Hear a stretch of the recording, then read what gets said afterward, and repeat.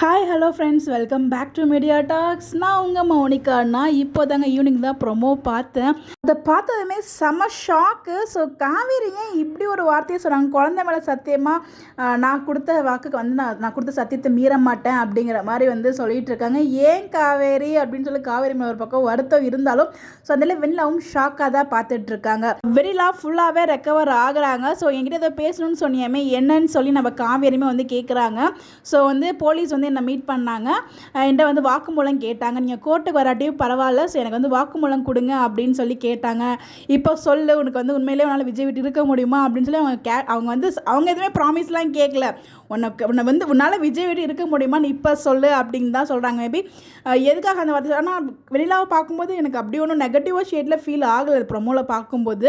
So அதை பற்றி நம்ம தனியாக டிஸ்கஸ் பண்ணோம். பட் ஆனால் டக்குன்னு அவங்க சொன்னதுமே நான் உனக்கு இது மாதிரி ஆனோடனே எனக்கு வந்து ஒரு குற்றநோச்சி ஆகிடுச்சு, நம்மளும் இதுக்கு ஒரு காரணம் ஆகிட்டோமே அப்படின்னு சொல்லி நம்ம காவேரியுமே ஃபீல் பண்ணுறாங்க. ஆனால் வந்து காவேரி கடைசி என்ன சொல்கிறாங்கன்னா, ஸோ என் வயிற்றில் கை வச்சு என் குழந்தை மேலே சத்தியமாக நான் கொடுத்த சத்தியத்தை நான் காப்பாற்றுவேன் அப்படிங்கிற மாதிரி சொல்கிறாங்க.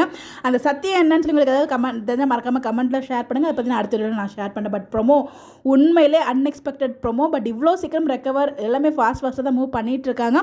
பார்ப்போம் இது எந்தளவுக்கு வந்து நம்ம விஜய் சீக்கிரம் வெளில வராரு, அதுக்கப்புறம் என்ன ட்ராக் கொண்டு வந்து காத்துட்ருக்காங்க அப்படின்னு சொல்லிட்டு இதை பற்றி இந்த ப்ரொமோ வந்ததுக்கப்புறம் எனக்கு ஒரு அனலைஸ் வந்து தோணுது. ஒரு தனி வீடியோவில் நான் ஷேர் பண்ணுறேன். உங்களுடைய கருத்துக்கள் கமெண்ட்டில் ஷேர் பண்ணுங்கள்.